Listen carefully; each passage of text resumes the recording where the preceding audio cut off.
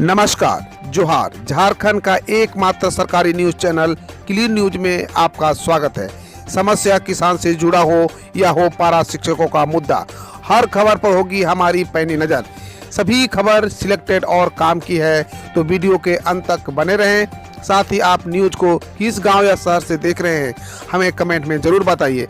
आज का लाइक है 100 रखते हैं, उम्मीद है कि आप इसे पूरा करेंगे। और रोजाना पंचायत चुनाव का अपडेट पाने के लिए चैनल को सब्सक्राइब कर बेल आइकन को प्रेस करें। तो चलिए जानते हैं आज का मुख्य समाचार। मधुपुर उपचुनाव के लिए 6 दिनों तक कैंप करते रहे सीएम हेमंत सोरेन। क्या उपचुनाव हारी जेएमएम तो होगा उलटफेर? झारखंड की मधुपुर विधानसभा सीट पर उपचुनाव के लिए आज होनी है वोटिंग। जेएमएम से हफीजुल हसन अपने पिता राजनीतिक विरासत के साथ साथ अपनी मंत्री पद की कुर्सी बचाने के लिए जदोजहद कर रही है। वहीं बीजेपी से गंगा नारायण सिंह का किस्मत आजमा रहे हैं। उपचुनाव में हफीजुल हसन की जीत सुनिश्चित करने के लिए मुख्यमंत्री हेमंत सोरेन पिछले 6 दिनों तक मधुपुर में कैंप रखा था। इससे समझा जा सकता है कि मधुपुर उपचुनाव मुख्यमंत्री के लिए कैसे प्रतिष्ठा का सवाल बन गया है। झारखंड में लग सकता है लॉकडाउन, आज बड़ा ऐलान करेंगे सीएम हेमंत सोरेन। झारखंड में लॉकडाउन से रखी बड़ी पाबंदियां लगाई जा सकती है। मुख्यमंत्री हेमंत सोरेन आज इसकी घोषणा करेंगे। वे कड़े फैसले लेने से पहले सभी राजनीतिक दलों को विश्वास में लेंगे। इसके लिए आज 6:30 बजे सर्वदलीय बैठक बुलाई गई है। यह मीटिंग जूम ऐप के जरिए वीडियो कॉन्फ्रेंसिंग से होगी। इसके बाद सीएम आपदा प्रबंधन की कई लेवल मीटिंग करेंगे, जिसमें झारखंड में लॉकडाउन लगाने पर आखिरी फैसला लिया जाएगा। झारखंड पंचायत चुनाव को लेकर बड़ा फैसला, क्या अभी होगी पंचायत चुनाव? क्या एसटी एससी का कोटा समाप्त कर जनरल कर दिया जाएगा? कमेंट बॉक्स में अवश्य बताएं आप किस क्षेत्र से हैं, जनरल या एसटी क्षेत्र से। जेक ने 10वीं और 12वीं कक्षा की सभी प्रैक्टिकल परीक्षाएं की स्थगित। झारखंड एकेडमिक काउंसिल 10वीं और 12वीं की बोर्ड की सभी प्रैक्टिकल परीक्षाओं को रद्द कर दिया है। जेक ने यह फैसला प्रदेश में बढ़ते कोरोना संक्रमण को देखते हुए लिया है। झारखंड एकेडमिक काउंसिल ने कोरोना वायरस के बढ़ते संक्रमण को देखते हुए कक्षा 10 और 12 की सभी प्रैक्टिकल परीक्षाएं तत्काल प्रभाव से स्थगित कर दिया है। इस संबंध में सूचना जारी कर दी है। यौन शोषण के शिकार लड़कों के लिए झारखंड में ब्लू अम्ब्रेला डे स्टडी के जरिए सामने लाई जाएगी हकीकत। छोटी उम्र के लड़के भी यौन शोषण के शिकार होते हैं, पर अमूमन उनकी बजाय लड़कियां का मामला अधिक संवेदनशील के साथ सामने आता है। पर अब झारखंड में भुक्तभोगी लड़कों के मामले पर केस स्टडी तैयार करके लोगों के सामने लाया जाएगा। इस दिशा में शुक्रवार को प्रतिज्ञा संस्था के द्वारा ब्लू अम्ब्रेला डे मनाया गया। रांची की हालत ऐसी कि कोई नहीं आ रहा मदद करने, घंटों बेहोश पड़े रहे बुजुर्ग, नहीं आया कोई उठाने। रांची की हालत इन दिनों कुछ ऐसी हो गई है कि किसी की मुसीबत में कोई मदद करने के लिए सामने नहीं आ रहा है। सड़क पर कोई बेहोश पड़ा नजर आ रहा है तो कहीं लाश नजर आ रही है। कोरोना के डर से किसी को पानी देने वाला भी दूर दूर तक दिखाई नहीं दे रहा है। सड़क किनारे कोई बेहोश होकर गिर जाए तो उसको पानी देने के बजाय लोग दौड़कर भागते नजर आ रहे हैं। कस्तूरबा आवासीय विद्यालयों की छात्राओं को कोरोना जांच के बाद घर भेजने का आदेश। हाल के दिनों में कस्तूरबा गांधी आवासीय बालिका विद्यालय तथा अन्य बालिका आवासीय विद्यालयों में बड़ी संख्या में छात्राओं के कोरोना संक्रमित होने के बाद छात्राओं की कोरोना जांच कराकर उन्हें घर भेजने के आदेश दिया गया है। झारखंड शिक्षा परियोजना परिषद के निदेशक शैलेश कुमार चौरसिया ने इसे लेकर सभी जिला शिक्षा पदाधिकारियों को निर्देश जारी किया है। अगले आदेश तक विद्यालय बंद रहेंगे तथा शिक्षिका एवं कर्मी अपने घरों में ही ऑनलाइन पठन पाठन एवं अन्य काम निपटाएंगे। झारखंड में आज से बंद हो सकते हैं 10वीं और 12वीं के स्कूल, सीएम हेमंत सोरेन करेंगे फैसला। झारखंड में कोरोना वायरस संक्रमण के मामले लगातार बढ़ने के बाद एक बार फिर से 10वीं और 12वीं के कक्षा स्कूल बंद हो सकते हैं। इससे पहले बोर्ड परीक्षाओं को देखते हुए ऐसे स्कूलों को खोलने की अनुमति दी गई थी।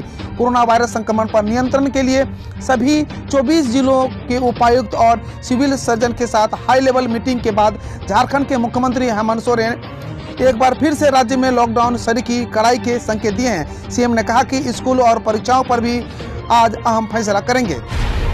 सैनिक मार्केट के निदेशक की नियुक्ति का मामला पहुंचा हाईकोर्ट, वित्तीय अनियमितता का आरोप। रांची के मेन रोड स्थित सैनिक मार्केट के संचालन के लिए सैनिक कल्याण निदेशालय बनाया गया है। इसके निदेशक बीजी पाठक की नियुक्ति को गलत बताते हुए झारखंड हाईकोर्ट में याचिका दाखिल की गई है। याचिका में कहा गया है कि बीजी पाठक ने 5 साल का कार्यकाल पूरा कर लिया है, लेकिन नियमों की अनदेखी करते हुए अभी भी वे इस पद पर बने हुए हैं। झारखंड बोर्ड मैट्रिक परीक्षा को रद्द और इंटर एग्जाम को स्थगित करने की मांग। National student union of Indian के झारखंड प्रदेश उपाध्यक्ष इंद्रजीत सिंह ने राज्य के मुख्यमंत्री हेमंत सोरेन को पत्र लिखकर आग्रह किया है कि कोरोना के बढ़ते प्रकोप को देखते हुए झारखंड एकेडमिक काउंसिल बोर्ड की मैट्रिक की परीक्षा को रद्द करने और इंटर की बोर्ड परीक्षा स्थगित की जाए। शेड्यूल के मुताबिक मैट्रिक और इंटरमीडिएट की परीक्षाएं 4 मई से 21 मई तक होनी। केंद्र के किस फैसले से खुश होकर उद्धव ठाकरे ने पीएम मोदी को दिया धन्यवाद, जाने पूरा मामला। केंद्र सरकार ने भारत बायोटेक कोरोना वायरस रोधी टीके वैक्सीन उत्पादन के लिए शहर के हाफकिन इंस्टीट्यूट को अपनी अनुमति दे दी है। महाराष्ट्र सरकार की ओर से मिली जानकारी के मुताबिक टीके का उत्पादन मुंबई में किया जाएगा।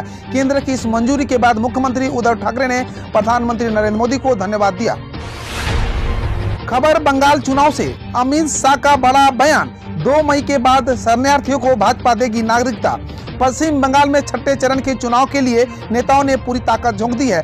छठे चरण के तहत 4 जिलों की 43 सीटों पर 22 अप्रैल को वोट डाले जाएंगे। इसी कड़ी में भाजपा का चुनाव प्रचार अभियान तेजी से आगे बढ़ रहा है। शुक्रवार को भाजपा के कई दिग्गज नेता पश्चिम बंगाल में प्रचार करने में जुटे हुए हैं। गृह मंत्री अमित शाह, भाजपा अध्यक्ष जेपी नड्डा समेत कई नेता यहां पर अपने प्रत्याशियों के लिए वोट मांग रहे हैं। तेहट्टा से गृह मंत्री और भाजपा नेता अमित शाह ने सत्तारूढ़ पार्टी तृणमूल कांग्रेस पर जमकर निशाना साधा। अमित शाह ने कहा कि हम नए वर्ष में प्रवेश कर चुके हैं और 2 मई को दीदी की विदाई के साथ ही सोनार बांग्ला भी नए युग में प्रवेश कर जाएगा। हम अब वो वाले भारत नहीं रहे। अमेरिका, चीन और यूरोप को हड़काने के बाद भारत ने सुनाई रूस को खरी खरी। भारत सरकार अब अपने हितों को आगे बढ़ाने के लिए पश्चिमी देशों के साथ साथ चीन और रूस जैसे देशों को सख्त भाषा में जवाब देने से भी पीछे नहीं हट रही है।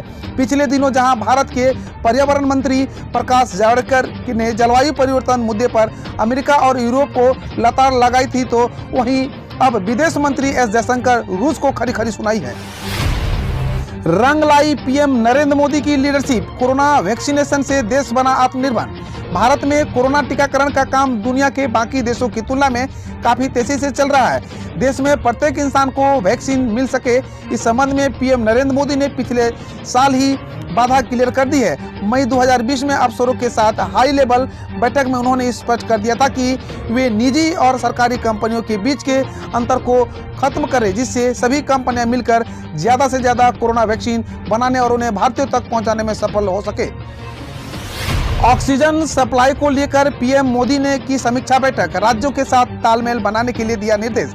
देश में लगातार बढ़ रहे कोरोना के मामलों के बीच कई बड़े शहरों के अस्पतालों में ऑक्सीजन की कमी की समस्या खड़ी हो गई है। हालांकि इसके लिए राज्य और केंद्र सरकार लगातार पहल कर रही है। कई राज्यों ने प्रधानमंत्री नरेंद्र मोदी से स्वास्थ्य सुविधाओं के लिए इस्तेमाल किए जाने वाले ऑक्सीजन के लिए मदद की गुहार लगाई है। अब खबर आ रही है कि प्रधानमंत्री इसको लेकर हाई लेवल समीक्षा बैठक की। राहुल गांधी ने केंद्र पर साधा निशाना, कहा कोविड रणनीति के 3 चरण, तुगलकी, लॉकडाउन, घंटी बजाओ और प्रभु के गुण गाओ। कांग्रेस के पूर्व अध्यक्ष राहुल गांधी ने कोविड-19 की महामारी से निपटने की रणनीति को लेकर शुक्रवार को केंद्र सरकार पर जमकर निशाना साधा। उन्होंने आरोप लगाया कि केंद्र सरकार की रणनीति सिर्फ तुगलकी, लॉकडाउन लगाने और घंटी बजाने की है।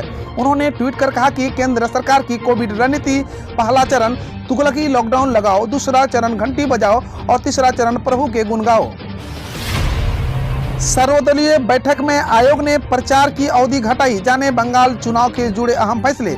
सर्वदलीय बैठक के बाद चुनाव आयोग ने पश्चिम बंगाल में विधानसभा चुनाव के बाकी बचे चरणों में प्रचार करने की अवधि को घटा दिया है। चुनाव आयोग ने कहा कि चुनावी प्रचार के समय को शाम 7 बजे से सीमित कर दिया गया है। शाम 7 से 10 बजे तक का चुनाव प्रचार नहीं होगा।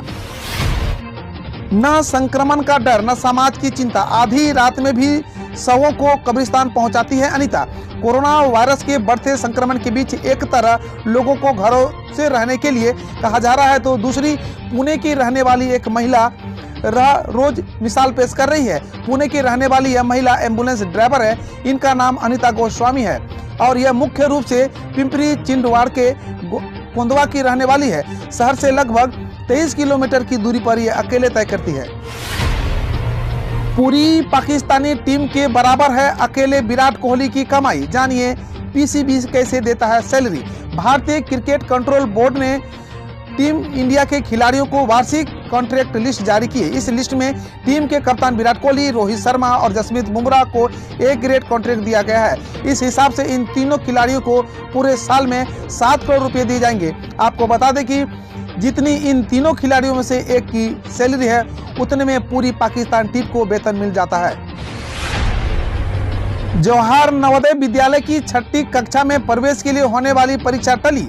जवाहरलाल नवोदय विद्यालय की 6ठी कक्षा में दाखिले के लिए होने वाले जवाहर नवोदय विद्यालय सिलेक्शन टेस्ट को स्थगित कर दिया गया है। जवाहर नवोदय स्कूल की 6ठी कक्षा में दाखिले के लिए यह प्रवेश परीक्षा 1 माह बाद यानी 16 मई को होने वाली थी। नवोदय विद्यालय समिति ने अपनी आधिकारिक वेबसाइट navodaya.gov.in पर नोटिस जारी कर इस फैसले की सूचना दी है। समिति ने कहा कि नई डेट की सूचना एग्जाम डेट से कम 15 दिन पहले ही दी जाएगी। बिहार पुलिस होमगार्ड सिपाही भर्ती परीक्षा का परिणाम घोषित। इस डायरेक्ट लिंक से करें चेक। बिहार केंद्रीय चयन पर्षद की ओर से बिहार पुलिस होमगार्ड सिपाही भर्ती परीक्षा की नतीजे घोषित कर दिया गया है। अभ्यर्थी परिषद की आधिकारिक वेबसाइट www.csbc.bih.nic.in पर अपने नतीजे देख सकते हैं। यूजीसी नेट परीक्षा के लिए एडमिट कार्ड जल्द, जाने डिटेल। यूजीसी नेट दिसंबर 2020 की परीक्षा के लिए राष्ट्रीय परीक्षा एजेंसी की ओर से जल्द ही हॉल टिकट जारी किए जाएंगे। परीक्षा के लिए प्रवेश पत्र जारी होने के बाद अभ्यर्थी अधिकारी वेबसाइट ugcnet.nta.nic.in के जरिए डाउनलोड कर सकेंगे। एनटीए की ओर से इस परीक्षा का आयोजन 2 मई 2021 से 17 मई 2021 के बीच किया जाना है। बिहार में विश्वविद्यालय ने परीक्षाओं को स्थगित करना शुरू किया। कोरोना संक्रमण की काफी तेजी से फैल रहा है। इसकी चपेट में विश्वविद्यालय के शैक्षिक और कर्मी भी आने लगे हैं। बढ़ते मरीजों की वजह से अब विश्वविद्यालय ने भी अपनी परीक्षाओं को अगले आदेश तक स्थगित करने के लिए फैसला कर लिया है। कई विश्वविद्यालय ने तो चल रही परीक्षाओं पर एकाएक विराम लगा दिया है। वर्तमान में कोरोना संक्रमित होने वाले शिक्षकों कर्मचारियों की संख्या हर विश्वविद्यालय में लगातार बढ़ती जा रही है। केंद्र सरकार इन कर्मचारियों को देगी स्पेशल भत्ता, जानिए किन्हें होगा फायदा। सरकार ने केंद्र शासित प्रदेश लद्दाख में तैनात अखिल भारतीय सेवा अधिकारियों को बड़ा तोहफा दिया है। केंद्र ने वित्तीय राहत देने के लिए अतिरिक्त मौद्रिक प्रोत्साहन के तहत विशेष भत्ता देने का ऐलान किया है। मिंट में छपी खबर के अनुसार यह विशेष भत्ता लद्दाख में तैनात अधिकारियों को दिया जाएगा। कोरोना की बुरी खबरों के बीच अच्छी खबर। भारत में 90% तक बढ़ सकता है महिला उद्यमियों की कारोबार। भारत में महिला उद्यमियों द्वारा चलाए जा रहे व्यवसायों में अगले 5 साल के दौरान 90% तक वृद्धि हो सकती है। एक नए अध्ययन में यह कहा गया कि इस अध्ययन में इस बात पर भी गौर किया गया है कि महिला उद्यमियों को समर्थन देने वाली सरकार योजनाओं का लाभ उठाने जाने की दर से भी काफी कम बनी हुई है। जाने माने परमार्थ कार्य करने वाले संगठन एडेलीड फाउंडेशन ने 13 राज्यों और संघ शासित प्रदेश में यह अध्ययन किया है।